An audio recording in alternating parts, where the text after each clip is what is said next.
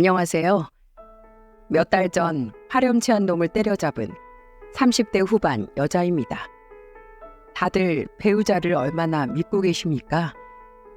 부부라고 하면 곧 인생의 동반자가 되어 서로 삶을 나누는 사이라고 생각했어요. 그리고 그 믿음만큼이나 남편을 철석같이 믿고 살았답니다. 하지만 믿는 도끼에 발등 제대로 찍혀보니까 상상 이상으로 더 저를 아프게 했죠.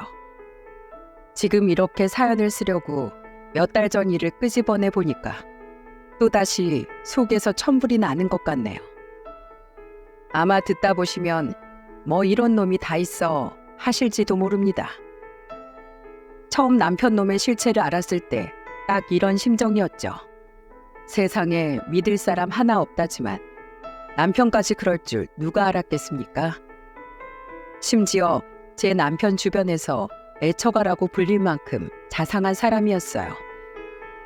그래서 제가 이혼했다고 했을 때 주변에서 다들 믿지 못하는 눈치였죠. 아는 놈이 무섭다고 남편은 이혼 전문 변호사 사무실에서 사무장으로 일하고 있었어요. 저는 공기업에 근무 중이었고 지인의 소개로 남편을 만나게 된 거죠. 남편은 연애와 결혼 생활이 별반 차이가 없을 만큼 자상한 사람이었습니다. 저와 남편은 딸을 키우고 있었는데 제가 임신했을 당시 남편은 잔뜩 들떠 있었어요.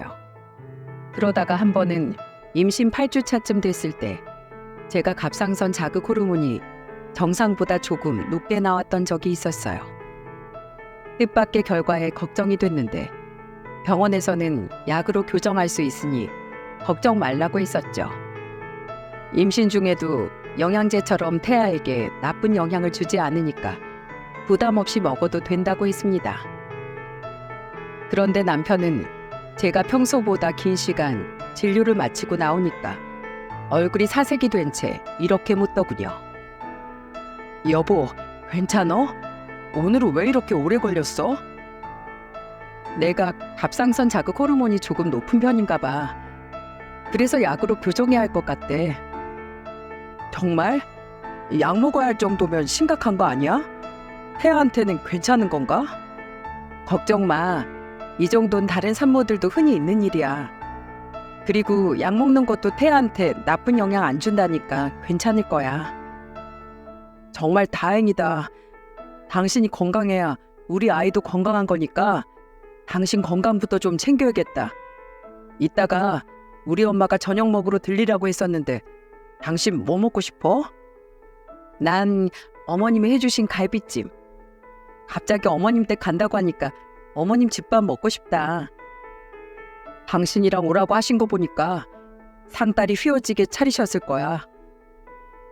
제가 이렇게 어머님께 먹고 싶은 음식을 편하게 바랄 수 있었던 건 시부모님들이 모두 인품 좋은 분들이었기 때문이죠. 시댁은 아가씨와 도련님도 있었는데 한 번은 어머님이 하도 저만 챙기시니까 아가씨가 이런 말을 했던 적도 있어요. 오빠 결혼하고 엄마가 새언니만 챙기는 것 같아. 며느리 이렇게 위하는 집은 우리 집밖에 없을 거야. 난 엄마가 해주는 된장찌개 먹고 싶었는데 새언니 온다니까 갈비찜 한 것 좀 봐. 장난처럼 투덜거리는 아가씨의 말에 아버님은 호탕한 웃음소리를 내면서 이렇게 말했습니다. 갈비찜은 새언니가 아니라 네 조카가 먹고 싶어 하는 걸 수도 있어. 아, 내가 그 생각을 못했네. 그래도 새언니가 잘 먹어야지. 새언니, 오늘 갈비찜 많이 먹고 가세요. 저는 아가씨의 말에 웃으면서 같이 먹자고 대답을 했었죠. 위로 오빠만 있던 저는 아가씨가 편하고 좋았어요. 항상 자매인 친구들이 부러웠는데 성격 좋은 아가씨 덕분에 가끔씩 둘이 쇼핑을 가기도 했습니다. 그만큼 저는 시댁이 어렵지 않고 편하기만 했죠. 시부모님들이 워낙 성격이 서글서글하시고 인자하셔서 그랬던 것 같아요. 남편 한평생 다정한 시부모님을 보고 자라서 그런지 늘 부모님처럼 다정하게 늙어가고 싶다는 말을 자주 했었답니다. 이런 시댁에 다정한 남편까지 뒀던 제가 지금의 모습을 상상이나 했겠습니까? 게다가 남편은 채널을 돌리다 드라마에서 바람난 남편 장면만 나와도 진심으로 화를 내며 이런 말도 했었어요. 어떻게 집에 사랑하는 아내를 두고 밖에서 딴 여자가 눈에 들어오지? 저 남자 미친 거 아니야? 그냥 드라마잖아. 진정해 여보. 어우, 나한테 걸렸으면 법으로 아주 조져 놓을 거야. 가정 파탄내는 것들은 아주 천벌을 받아서 정의가 살아있다는 걸 보여줘야 되는 건데 저런 남자들 때문에 엄한 남자들이 오해받고 사는 거라고. 불결해서 같은 남자라고 묶이기도 싫다. 저런 것들은 짐승이야, 짐승. 그냥 드라마인데도 목에 핏대를 세우면서 화를 내던 남편이었죠. 바람피는 것들이랑은 같은 남자로 불리고 싶지도 않다고 선을 긋는 걸 보니까 밖에서 다른 짓은 안 하겠구나 생각했어요. 그리고 제가 이런 모습을 보고 쉽게 남편을 믿었던 이유는 자주 가는 모임이 있는 것도 아니었고 집이랑 회사만 왔다 갔다 하는 사람이었기 때문입니다. 게다가 제가 출산할 때까지 회식에 참여도 안 했죠. 그래서 저는 괜히 남편 사회생활에 지장이 있는 건 아닌가 싶어서 남편한테 이렇게 말했던 적이 있어요. 변호사 사무실은 회식 없어? 당신 일부러 빠지는 거면 그러지 마. 요즘 회식도 일의 연장이라고 하는데 당신만 매번 이렇게 빠져나오면 어떡해? 괜찮아. 우리 변호사님이 이혼 전문 변호사잖아. 그래서 항상 가정에 충실해야 한다고 난 당신 임신 기간 동안 회식 참여 안 해도 된다고 직접 말하셨어. 이혼 소송을 하다 보니까 가족이 얼마나 소중한지 더 느끼시나 봐. 힘들게 소송해서 이혼한 부부들도 나중에 보면 후회하는 사람들 엄청 많대. 그래서 사무실 직원들한테 맨날 가족은 곁에 있을 때 잘해야 한다고 말하죠. 임신한 아내 챙기라면서 회식도 빼주는 이혼 전문 변호사 사무실에서 일하고 있으니까 더더욱 남편이 그런 쪽으로 빠질 거라고 생각 못했던 거죠. 남편 주변에는 전혀 그런 쪽으로 생각하게 할 만한 요소가 없으니까 저도 안심했던 거예요. 그 후 저는 긴 진통 끝에 예쁜 딸을 낳게 됐습니다. 남편은 내뱉은 말에 책임이라도 지려는 듯 육아도 일도 최선을 다했어요. 제가 1년 정도 육아휴직을 쓰다가 딸이 돌이 지났을 무렵에 어린이집을 보내고 회사에 복귀하게 됐죠. 그래서 누구보다 남편의 도움이 절실했는데 남편은 아침마다 아이 등원까지 책임졌습니다. 딸이 다니던 어린이집이 남편 사무실과 가까워서 저한테 이런 말을 했어요. 당신보다 내가 더 어린이집이랑 가까우니까 등원은 내가 시킬게. 그리고 하원도 우리 엄마가 도와주신다고 했으니까 당신은 걱정하지 마. 아, 정말 다행이다. 출퇴근 시간이 영 안 맞아서 걱정했거든. 당신만 믿을게. 그렇게 남편과 저는 의기투합하면서 서로 지치지 않게 도왔습니다. 혹시나 딸이 어린이집에서 아프기라도 하면 시간을 뺄 수 있는 사람이 먼저 달려가기도 했어요. 무엇보다 가까이 살고 계시던 어머님의 도움 덕분에 저는 회사 일에 집중할 수 있었죠. 감사한 마음에 용돈을 챙겨드렸는데 어머님은 제가 부담스럽다면서 제게 이런 말을 하셨습니다. 친손녀 봐주는데 무슨 용돈이야. 애한테 들어가는 돈도 많을 텐데 아껴둬. 아니에요. 어머님이 이걸 받아주셔야 제가 마음이 편해서 그래요. 이거 안 받으시면 저도 어머님한테 편히 부탁 못 드려요. 그리고 이거 제 월급만 있는 거 아니고 남편 목도 있는데 그냥 받아두세요. 끝까지 이 돈을 받아도 되나 모르겠다면서 거절하던 어머니께 저는 꼭 받아달라면서 용돈을 드렸습니다. 그렇게 저는 큰 무리 없이 회사를 잘 다닐 수 있었고 딸아이도 잘 크고 있었죠. 그렇게 어렸던 딸이 5살이 될 무렵 남편은 어딘가 이상했어요. 늘 반듯하고 성실했던 사람인데 갑자기 나사 하나 빠진 사람처럼 보였죠. 심지어는 아이를 데리고 같이 마트에 다녀오는데 갑자기 저를 부르더니 이런 말을 하는 겁니다. 여보, 저기 앞에 좀 봐. 저 노부부 보여? 보이는데 왜? 아는 분들이야? 아는 사람들은 아닌데 어떤 사이인지 단번에 알 것 같아서. 그냥 부부 사이 아니야? 손 꼭 잡고 걸어가고 계시잖아. 에이, 무슨 부부가 손을 잡고 걸어다녀? 내가 딱 알아. 저 사람들 100% 불륜이야. 에이, 설마 어머님이랑 아버님도 손잡고 다니시잖아. 다정한 부부도 있는 거지. 뭘 그런 식으로 모함을 해. 우리 부모님은 워낙 금술이 좋으신 편이라 그렇지. 그리고 밖에서 저렇게 다정하게 있는 부부들 대부분이 정말 불륜이라니까. 아유, 나이 먹고 왜들 저러나 몰라. 남편은 혀를 끌끌 차면서 앞서가던 부부를 험담했어요. 원래 안 그러던 사람이었는데 언제부터인지 길을 가다 이런 식으로 자기가 보고 이상해 보이면 욕을 하는 겁니다. 그래서 그날은 저도 남편에게 단호하게 한마디 했죠. 여보, 그렇게 쉽게 단정 지어서 말하지 마. 누가 우리 보고 그런 식으로 생각하면 좋겠어? 요즘 왜 그렇게 다른 사람 험담을 해? 이제 우리 현주 5살인데 제발 조심 좀 해. 뭘 또 내가 그렇게 험담을 했다고 그래? 그냥 보이니까 말하는 거지. 보고 듣는다고 다 내뱉고 사는 사람이 어딨어. 사람이 나이가 들수록 귀는 열어두고 입은 다물라고 했어. 진짜 입조심 좀 하고 살자. 제 말에 남편은 알겠다면서 대답을 하더군요.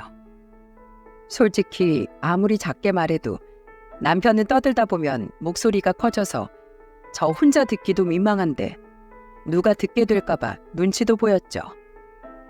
그 후 남편은 지나가다 특이한 부부를 봐도 혼자서 물끄러미 보기만 했습니다.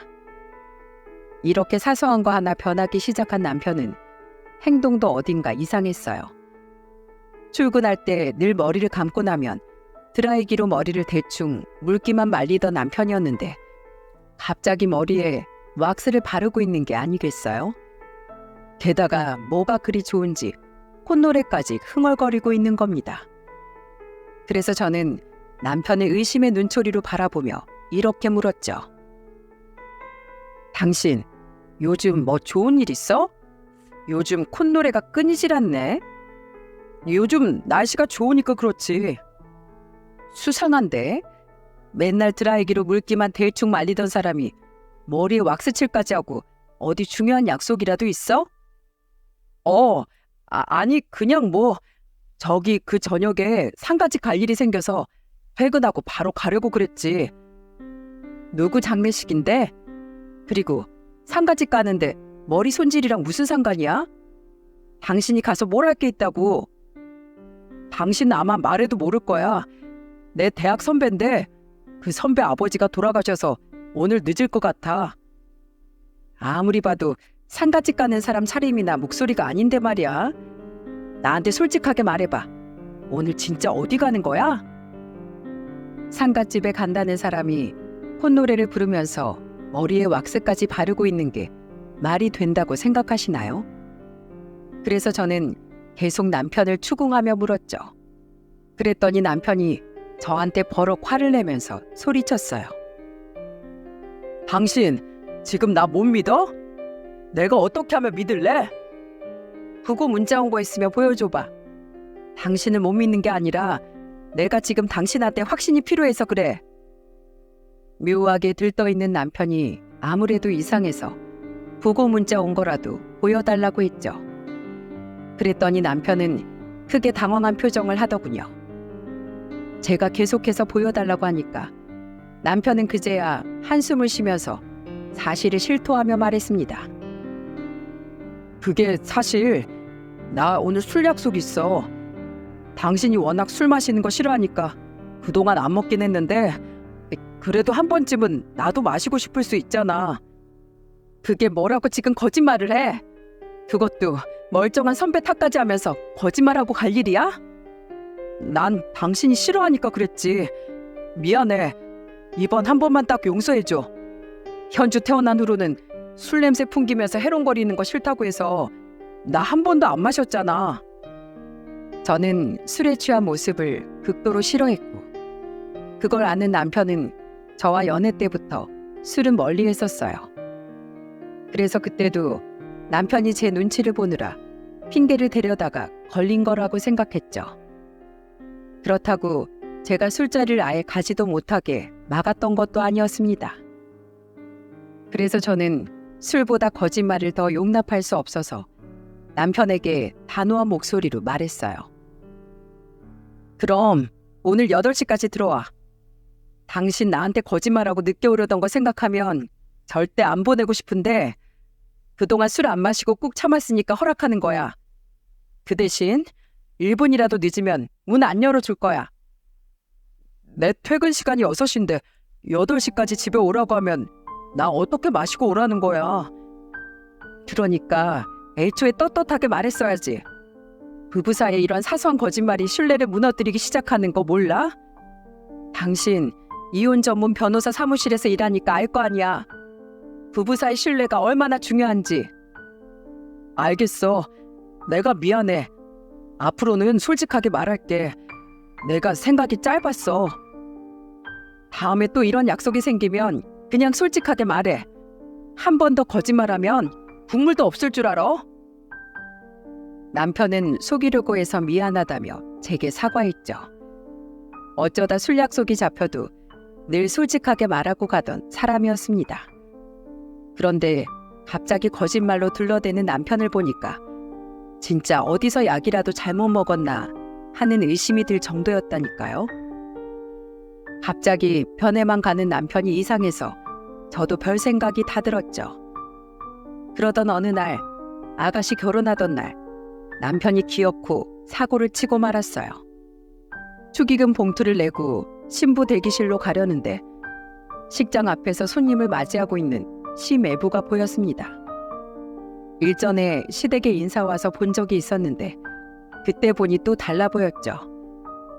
남편도 다시 만난 매제가 반가웠는지 반갑게 인사를 하며 말하더군요. 이야, 이렇게 보니까 다른 사람 같네. 근사한데? 형님, 저 지금 잔뜩 긴장했어요. 별거 아니야.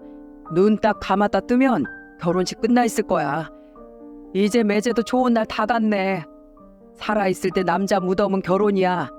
남자는 결혼하면 더 외로워. 그 순간 저는 남편의 말에 당황하고 말았습니다. 시매부도 남편의 말을 듣자마자 무슨 말을 해야 하나 대답도 못하고 그저 어색한 웃음만 지었어요. 이게 지금 이제 결혼하는 새신랑한테 할 소리랍니까? 그것도 자기 여동생과 결혼하는 사람한테 잘 살라고 덕담을 해줘도 모자랄 판에 이게 무슨 망언인가요? 그런데 대체 남편은 눈치를 집에 두고 왔는지 또 쓸데없는 말을 시매부 어깨를 두드리며 말했죠. 그렇다고 바람 피지 말고 안 들킬 자신 없으면 절대 바람 피는 거 아니야. 바람 피고 살 배짱은 없어 보이긴 하는데 바람은 아무나 피는 게 아니야. 여보, 얼른 와. 아가씨 보러 가야지. 저는 아무 말이나 해대는 남편 입을 막으려고 호통을 쳤습니다. 진짜 오죽하면 제가 소리쳤겠어요. 그냥 매제될 사람한테 내 동생 잘 부탁한다, 잘 살아라, 이 말 한마디면 되는 거 아닌가요? 어른들도 계시는데 창피해서 저는 남편을 데리고 자리를 피했죠. 그런데 남편은 왜 그러냐면서 저한테 답답한 듯 묻더군요. 그래서 저도 모르게 화를 내며 말했습니다. 당신 미쳤어? 아니, 지금 아가씨랑 결혼하는 사람 앞에 두고 무슨 소리를 짓거리는 거야? 옆에 계신 분들 아가씨 시부모님들인데 당신이 거기서 입방정을 떨면 당신을 뭐라고 생각하겠어? 난 그냥 남자들끼리 그런 말 종종 하기도 하니까 장난으로 한 거지. 여기서 장난을 쳐? 당신 딸도 가만히 잘 있는데 지금 장난을 쳐? 그리고 결혼이 무덤이면 당신은 매일 집에 오는 게 아니라 관으로 들어가는 거야? 그런 말은 당신 얼굴이 아니라 우리 가족 얼굴에 먹칠하는 거야. 특히 내 얼굴에 똥칠하는 거라고. 저는 말이 안 통하는 남편이 답답해서 고함을 질렀습니다. 그러자 남편은 그제야 자기가 했던 가벼운 말이 얼마나 생각이 짧았는지 인지하는 것 같았죠. 그리고는 제게 미안하다면서 정말 몰랐다고 변명을 하는 거예요. 더 말하기도 진 빠져서 저는 남편에게 한숨을 쉬며 말했습니다. 됐어. 나한테 사과한다고 없던 일이 되겠어? 나중에 아가씨랑 당신 매제한테 사과나 해. 수다 떨기 좋아하는 남편을 그때 소리쳐서라도 안 막았으면 정말 별소리를 다 했을지도 모를 일이었죠. 그런데 정말 제 예상처럼 결혼식을 다 끝낸 아가씨가 남편한테 전화를 해서 화를 내는 거예요. 얼마나 크게 소리를 지르면 옆에 제가 앉아서 들으려고 귀를 기울이면 다 들릴 정도였죠. 들어보니까 아가씨는 남편한테 화를 내면서 이런 말을 했죠. 오빠는 동생이랑 결혼하는 사람한테 결혼이 무덤이라는 소리를 하고 싶어? 나 신혼여행 다녀와서 시댁 갔더니 아버님이 나한테 오빠 얘기하는데 나 진짜 너무 창피하더라. 그리고 바람 피라고 비법을 전수해? 안 듣길 자신 있으면 바람 피라는 소리야 뭐야? 오빠는 대체 무슨 생각으로 그런 말을 해? 그게 내가 이혼소송 관련된 일을 하다 보니까 그런 쪽으로 생각이 나서 그렇지. 누가 보면 오빠가 이혼 전문 변호사인 줄 알겠네. 됐어. 내가 대충 둘러댔으니까 제발 그런 소리 어디 가서 함부로 하지 마. 그거 새언니 얼굴에 먹칠하는 거야. 이런 식으로 남편은 사소한 곳에서부터 예전 모습은 상상도 못할 만큼 조금씩 변해 있었습니다. 딸아이를 낳고 같이 키우면서 한 번도 힘들게 한 적 없던 남편이었는데 이상했죠. 그렇다고 대놓고 수상한 흔적을 남겼던 것도 아니었어요. 그런데 우리 딸이 6살이 되던 해, 그때부터 남편은 각종 모임에 나가기 시작하는 겁니다. 차라리 모임에 나가서 연락이 끊기거나 외박을 했으면 저도 눈에 쌍심지를 켜고 말렸겠죠. 하지만 제 남편 어땠는 줄 아십니까? 꽤 긴 시간 안 오면 언제 들어오냐고 전화하면 제게 미안한 목소리로 이렇게 말했어요. 여보, 정말 미안해. 자리가 길어져서 나 1시간 뒤에 꼭 들어갈게. 미안한 목소리로 해명도 하고 1시간 뒤에 들어간다고 하면 정말 딱 1시간 뒤에 정확하게 귀가까지 했답니다. 그래서 저는 모임에 못 나가게 막을 수도 없어서 한 번은 이런 말을 해봤어요. 당신 요즘 모임이 너무 많아진 거 아니야? 예전엔 안 그러더니 아예 밖에만 있으려는 것 같다. 그게 아니라 내가 요즘 이직 자리를 알아보고 있거든. 경력도 있으니까 월급 조금이라도 더 주는 곳 있나 물밑으로 알아보고 다니는 거지. 이직을 위해 요즘 다른 곳은 어떤지 알아본다고 하니까 저도 모임을 막을 명분이 없었죠. 하지만 이렇게 주도 면밀했던 남편이 딱 한 번 실수했던 적이 있었습니다. 그때는 모임이 아니라 같이 일하는 직원들과 회식이 있다고 했던 날이었어요. 한동안 골치 아프게 하던 소송이 끝났다면서 한잔하겠다길래 그렇게 하라고 했죠. 그런데 남편이 밤 12시가 넘어가도록 전화도 없고 안 오는 거예요. 한참 전화를 안 받더니 겨우 전화를 받은 남편이 취한 목소리로 이렇게 말했죠. 여보, 나 대리기사님 와서 지금 바로 집으로 가고 있어. 얼마나 마신 건지 남편은 인사불성이었습니다. 금방 온다던 남편은 새벽 2시쯤이 돼서야 집에 들어오더군요. 취한 남편은 결국 씻지도 못하고 소파에서 혼자 잠들었죠. 다음 날 정신이 돌아온 남편은 손이 발이 되도록 빌었습니다.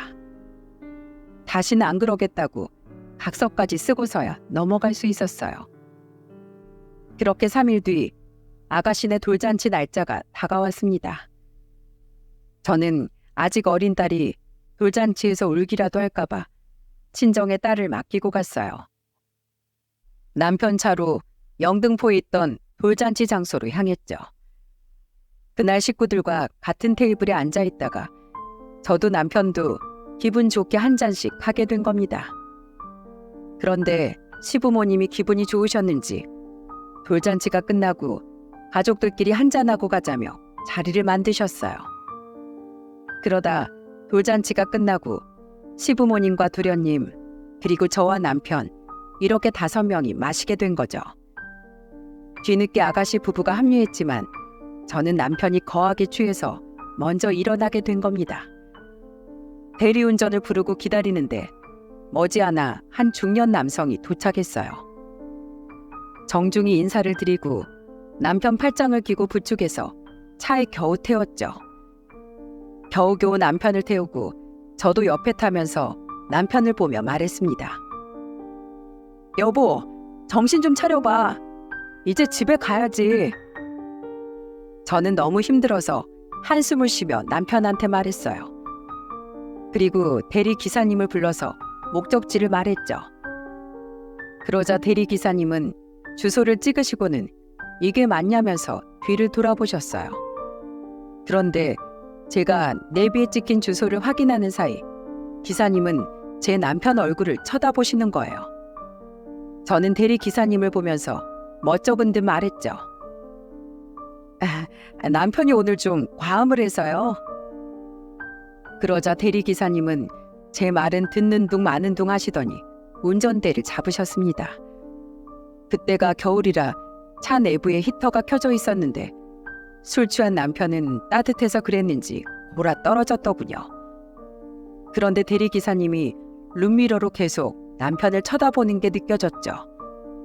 아는 사람인가 싶어서 의아했는데 그 순간 대리 기사님이 저를 보고 이렇게 말하더군요. 혹시 방금 남편이라고 하셨나요? 네, 제 남편인데요. 왜 그러세요? 아닙니다. 제가 꼭 얼마 전에 봤던 분 같아서요. 혹시 남편분이 3일 전에 새벽쯤 집에 들어간 적 있지 않아요?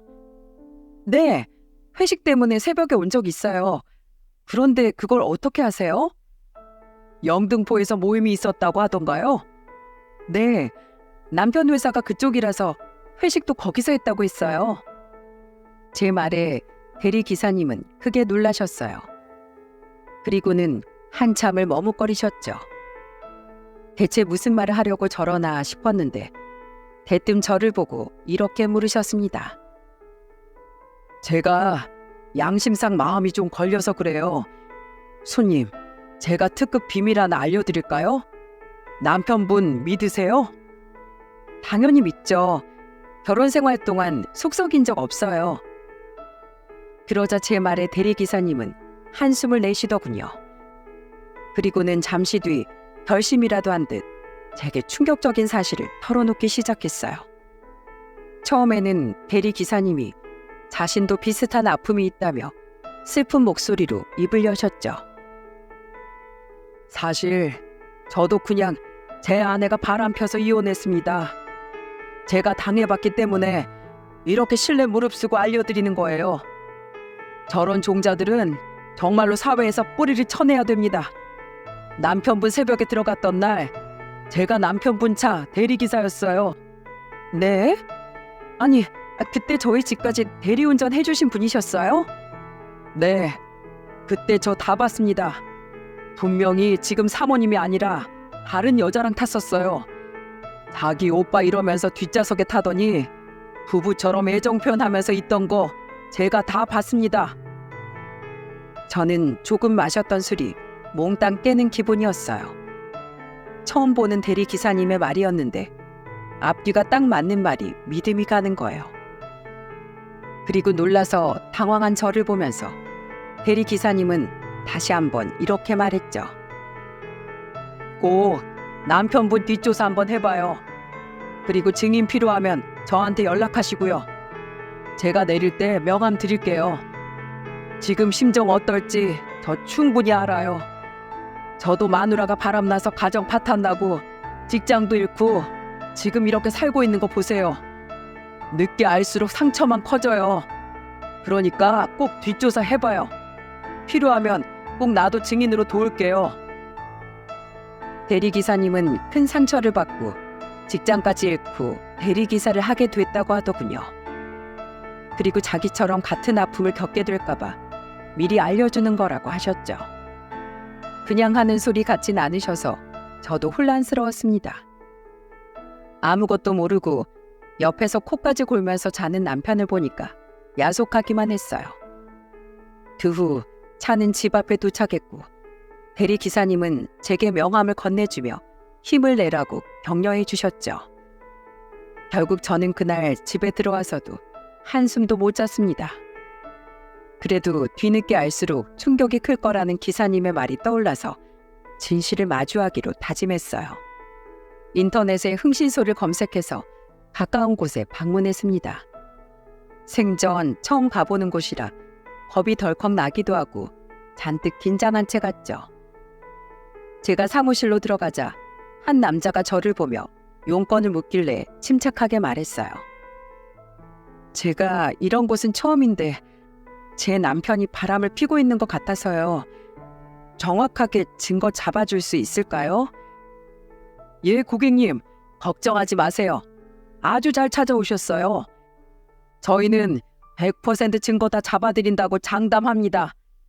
아무 걱정하지 마시고 선수금 50%만 내고 가시면 저희가 다 잡아드려요. 나머지 잔금은 일 처리 후에 입금해 주시면 되고요. 얼마나 걸려요? 오래 걸리나요? 2주면 됩니다. 선수금 지불하시고 2주 안에 증거 잡아드리니까 아무 걱정 마세요. 저는 100%를 장담한다는 말에 선수금을 내고 왔습니다. 그리고 2주라는 시간 동안 온 몸의 피가 마르는 것 같았죠. 분명 별반 다를 게 없는 남편인데 바람을 피고 있다는 게 믿기지 않았어요. 그리고 2주가 지나자 흥신소 직원한테 연락이 왔죠. 그 직원은 일이 끝났다는 말에 저는 한 걸음에 사무실로 달려갔습니다. 100%를 장담한다는 그 직원의 말은 진짜였어요. 정말로 남편 놈은 바람이 난 게 맞았습니다. 정말 기가 막혔죠. 대리 기사님의 말처럼 두 사람은 부부처럼 붙어 있었죠. 이런 인간을 믿고 살았던 지난 7년간의 결혼 생활이 주마등처럼 지나갔어요. 하지만 이제 와서 추억팔이 하면 뭐 하겠습니까? 저는 잔금을 모두 지불하고 전달받은 사진과 영상을 들고 이혼 소송을 준비하기로 다짐했어요. 그래서 제가 이혼 소송을 준비하기 위해서 어디로 갔는 줄 아세요? 여러분들은 깜짝 놀라실 겁니다. 그곳은 바로 남편이 사무장으로 일하던 이혼 전문 변호사 사무실이었죠. 남편 놈한테 제대로 엿먹이겠다는 마음뿐이었어요. 제가 변호사 사무실로 들어가자 한 직원이 어떻게 왔냐고 묻길래 저는 당당하게 말했습니다. 안녕하세요. 이혼 소송하러 왔는데요. 변호사님 좀 만나 뵐 수 있을까요? 제 목소리가 들리자 자리에서 일하고 있던 남편은 놀란 토끼 눈이 된 채 일어났죠. 그러더니 저를 보며 놀란 목소리로 묻더군요. 여보, 무슨 일이야? 그리고 갑자기 또 이혼은 뭐야? 우리 이혼해? 이혼 전문 변호사 만나러 왔으면 뻔한 거 아니야? 너 만나러 온 거 아니니까 비켜. 저는 남편을 피해서 가려는데 마침 변호사님이 나오셨죠. 그러더니 저를 보며 반갑게 인사를 하며 물으셨습니다. 여긴 웬일이세요? 변호사님 뵈러 왔어요. 제가 이혼을 좀 해야 되거든요. 네? 갑자기 이혼이라뇨? 왜요? 변호사님은 고객 가려서 받으세요? 당황한 그 변호사가 남편을 보고 묻기 시작했습니다. 사무장, 아니 이게 무슨 일인가? 변호사님, 뭔가 오해가 좀 있는 것 같은데요. 제가 처리하겠습니다. 여보, 나가자. 나랑 얘기해. 제 팔을 붙들고 밖으로 데려가려는 남편 손을 뿌리치면서 저는 남편을 똑바로 보고 소리쳤어요. 더러운 손으로 어딜 잡아? 내가 마지막으로 하나만 묻자. 너 나한테 잘못한 거 있어, 없어? 없어. 그래, 너한테 내가 뭘 기대해? 변호사님 사무실로 들어가시죠. 제가 증거 다 가져왔습니다. 저는 증거를 가져왔다면서 변호사 사무실로 같이 들어간 뒤 안에서 문을 잠가버렸어요. 당황한 변호사가 저를 보며 물었죠. 대체 무슨 일이세요? 주절주절 말해봐야 입만 아프고 제가 사진부터 보여드릴게요. 저는 흥신소에서 받아온 사진을 가방에서 주섬주섬 꺼냈어요. 그리고 제가 꺼낸 사진을 본 변호사는 남편의 진짜 나쁘끄러운 외도 사진들을 보고 경악했죠. 저는 놀란 변호사를 보며 당당하게 말했습니다. 이게 변호사님이 고용한 사무장 실체입니다. 저도 이제 사실을 알아서 의뢰하려는데 제 의뢰 받아주실 건가요? 잠깐만요. 재수 씨, 우선 알겠습니다. 제가 연락드릴게요. 저 오래 안 기다립니다. 저는 모든 사실을 폭로하고 변호사 사무실을 나왔어요. 초조하게 사무실 앞에서 기다리던 남편을 보고 이렇게 말했습니다. 뭐 마려운 개처럼 그러고 있지 말고 들어가서 봐. 내가 뭐 의뢰하고 나왔는지 들어가서 보라고. 이 말만 한 채 저는 집으로 가버렸죠. 그러자 모든 상황을 파악했는지 그날 저녁 집에 오자마자 무릎을 꿇고 남편이 빌더군요. 그리고는 가증스러운 눈물까지 보이며 말했습니다. 여보, 내가 미안해. 이거 다 잠깐 불장난 같은 거야. 나 당신밖에 없는 거 알잖아. 남자들 결혼 7년 차에 한 번씩 다 바람 펴. 야, 다 바람을 펴? 웃기는 소리 하지 마. 네가 그렇게 사니까 그런 사람만 보이는 거야. 알겠어? 이 쓰레기 같은 놈아. 다신 안 그럴게. 나 한 번만 봐줘. 평생 당신한테 속죄하며 살게. 꼴 보기도 싫은 너를 옆에 두고 너 반성하는 걸 보라고? 내가 미쳤니? 그럼 내가 어떻게 할까? 당신 시키는 건 다 할게. 속죄는 다른 곳에서 하고 일단 이 집에서 나가. 생각할 시간이 필요해. 알겠어. 나 죽은 듯이 나가 있을게. 생각 끝나면 연락 줘. 어떻게 해서든 남편을 쫓아내고 싶던 저는 생각할 시간이 필요하다고 했죠. 그러자 남편은 정말 짐을 싸서 제 발로 나가더군요. 쉽게 나가는 걸 보고 정말 자기가 잘못한 걸 알긴 하나 보다 했는데 얼마 뒤 남편한테 뭐라고 전화가 왔는지 아십니까? 너무 뻔뻔한 목소리로 전화로 남편이 이런 말을 하는 거예요. 당신 그동안 생각해 봤어? 나 너 같은 새끼 절대 용서 안 해. 그러니까 이혼해. 뭐야? 생각해 본다며. 내가 얼마나 기대하고 있었는데. 내가 생각해 본다고 그랬지. 용서해 준다고 했어? 바보야? 한국말도 모르는데 바람은 무슨 재주로 폈어? 한심하다 진짜. 저는 남편에게 한심하다는 말을 끝으로 며칠간 연락을 끊어버렸습니다. 받아봐야 말도 안 되는 변명만 하는데 더 들어서 뭐 하겠습니까? 그래서 저는 일주일에 한 번씩 변호사를 찾아가 제 사건을 진행해 줄 건지 확인하러 직접 찾아갔죠. 결국 제 이혼 소송을 맡아주기로 했고 남편은 이혼 소송이 진행되고 3주 만에 스스로 사무실을 그만뒀습니다.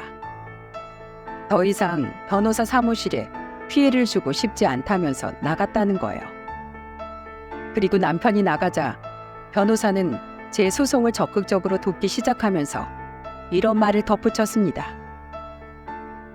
그동안 저도 입장이 영 난감해서 어떻게 해야 될지 아주 난감했어요. 저도 이런 사람인 줄 몰랐거든요. 그런데 이게 또 이혼 전문 변호사 사무실에서 일하는 사무장이 유책 배우자로 이혼 소송 당했다는 말 퍼지면 여기 사무실 망해요. 요즘 워낙 인터넷이 무서운 세상이니까요. 그럼 어떤 사람이 여기로 오겠어요? 안 그래요? 그렇죠. 변호사님도 정말 큰일 날 뻔했네요. 그래서 제가 가만히 생각해 보니까 제 밥줄 지켜주신 거나 마찬가지잖아요. 와이프도 이 얘기 듣고 나니까 열일 제치고 도와주라고 하더라고요. 그리고 지금은 저도 다 말할 수는 없지만 소송이 끝나면 정확히 제가 다 말씀드릴게요. 정말 최선을 다해서 도울게요. 그렇게 저는 남편이 일했던 곳 변호사를 통해 이혼 소송을 진행하게 됐죠. 결국 저는 양육권, 위자료, 재산 분할까지 제가 유리한 방향으로 마무리 짓게 됐어요. 그리고 소송이 다 끝나자 소송 중에는 말하지 못했던 사실 하나는 변호사님을 통해서 알게 됐습니다. 상간녀한테도 위자료 청구 소송을 했었는데 알고 보니까 변호사는 그 여자를 알고 있던 거죠. 그 여자의 정체는 이혼 소송을 하려고 변호사 사무실을 찾아왔던 의뢰인이었어요. 진짜 세상에 무슨 이런 일이 다 있습니까?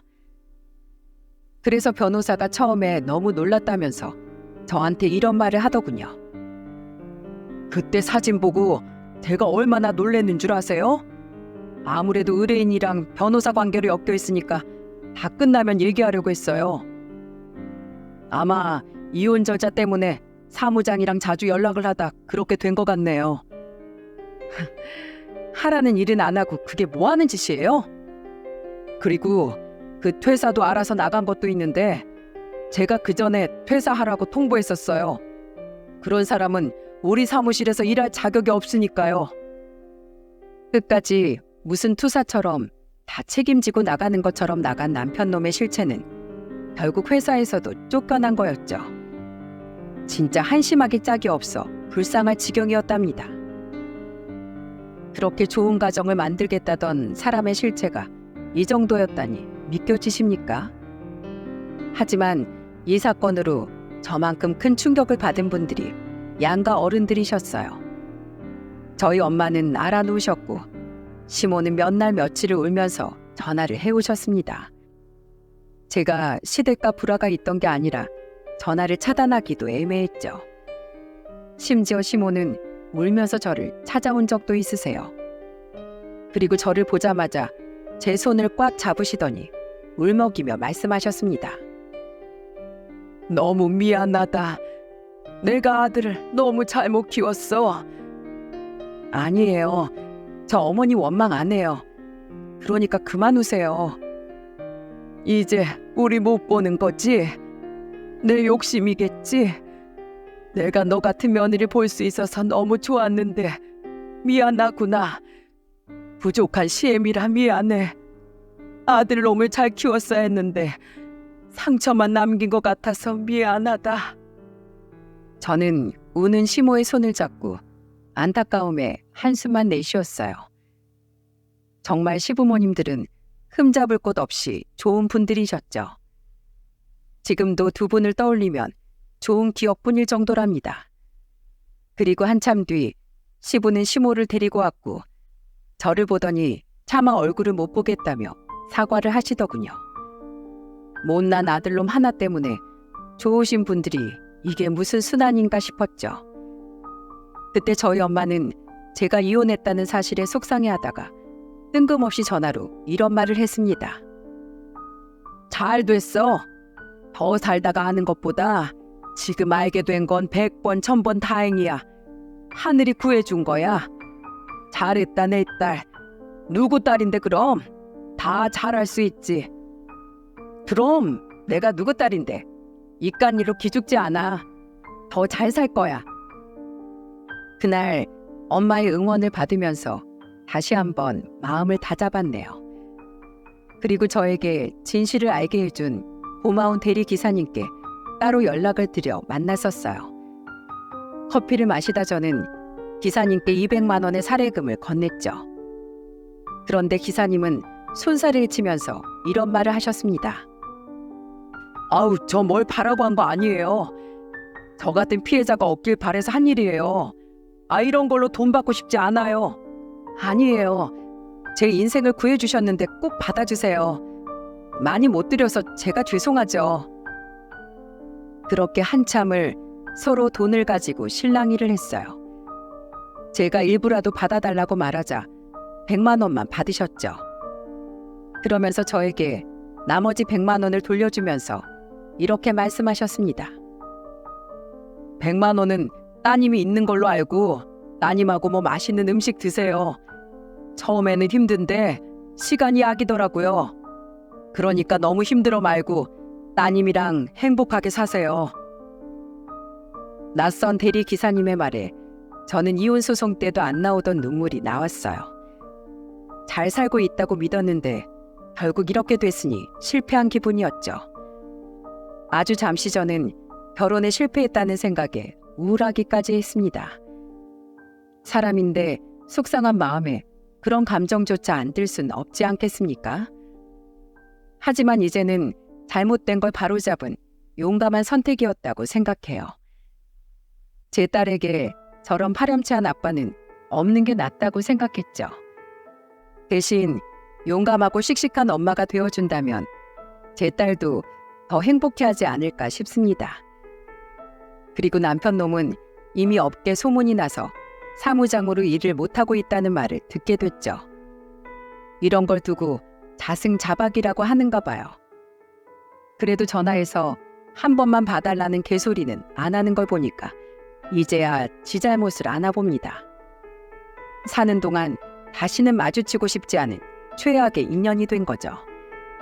이제는 어떻게 사는지 근황조차도 궁금하지 않습니다. 방귀 낀 놈이 성질 낸다고 지가 그렇게 살아서 남들도 그런 취급을 했던 것 같아요. 분명히 또 어디선가 똑같은 실수 되풀이하며 살 게 뻔하죠. 이제는 과거를 털어내고 저도 저희 딸과 함께 행복한 순간을 만끽하려고 합니다. 저 잘할 수 있겠죠? 씩씩하게 한번 잘 살아볼 테니까 응원 부탁드립니다.